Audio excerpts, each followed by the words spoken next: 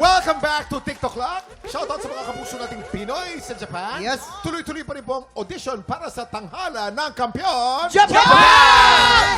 Pumunta naman po kayo sa official Facebook page ng TikTok Lang para sa detalye kung paano po sumali. Konto, Oo. Hintayin namin kayo, sinisunod mga tiktropa. Ay, Ano? nako. Yes po, dito naman po sa studio po. Excited na po ako marinig ang mga opinion ng mga ating mga bisita. Tara na't makicomment dito sa... Heto na nga! Hoy, Na. makinig kayo. Ha, Ano yan? ito na. Sabi ni Single Mima na sobrang Latina, ewan ko ba dyan, dapat yan sobrang Pilipina. Ay naman. Oo, magaganda Pilipina. 2 years na kaming hiwalay at nagko-parenting ng aking ex-boyfriend. So far, okay naman, naka-move on na rin ako and tanggap ko na mas okay kami as friends and co-parents. Pero, ngayon kasi ikakasal na siya sa bago niyang girlfriend, yung anak ko nagtatanong kung okay lang daw na tawagin niyang mami yung magiging stepmom niya. Ay, sabi ko, pag-iisipan ko, pero ang totoo, ayoko. Pati ba naman sa pagiging mami, may kaagaw ako. Masama ba akong co-parent kung hindi ako papayag? Nako. Si Diana una Diana ka. una. Oh. Siguro hindi. Oo, kasi syempre ako yung mommy, di ba? If ever sigurong wala na ako, pwedeng ganon. As in, tatayo siya as mommy. Pero siguro kahit tita or ibang term, mas Oo. mima, Diana, ba't ganyan, parang mommy. naiiyak ka? Parang nagiging emotional Hindi ka. naman, Kuya Kim. Siyempre kasi, di ba, broken family din kami. Kumbaga, napagdaanan ko rin yun, pero hindi ko siya pwedeng, hindi ko pwedeng kunin yung possibility na ma-hurt ko yung isang mommy. Oh, naman. Para tama. kasi parang masakit yun. Correct. Diba? Oo naman. O bilang isang tatay naman, Alex. Ikaw naman. Alex. Ako hindi mami, papatawag ko mama. Tapos yung daddy, tay, para pagsabay ko sinatawag, mama tay. Bakit naman doon? Huwag naman muna agad. Huwag naman agad. Okay, babaguhin ko. Babaguhin ko. baguhin mo. Yung daddy, tatay, Ah. tapos yung nanay, ina. Para tatay, ina. Tatay na. Tatay na. Bakit pa rin eh? O, so basta gusto ko. Ay, at least nasunod ko sila. Nasunod din na. ako. Nasunod naman. Mama tay. Sila Abri. Sabay na Lovely, sila. lovely. Ito.